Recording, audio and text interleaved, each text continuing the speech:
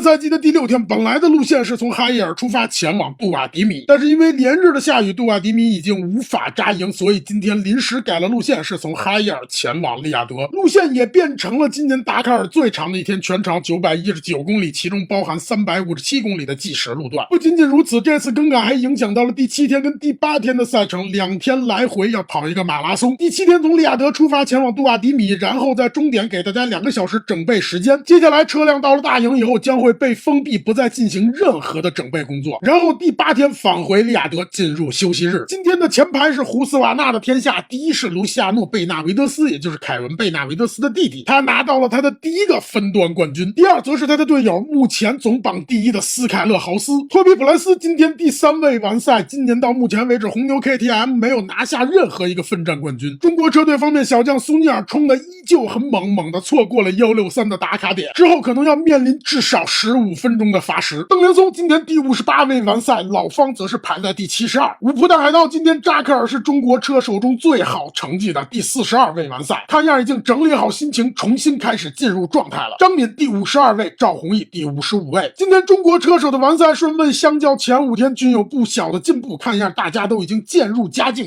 期待中国的车手们今年可以再创新高。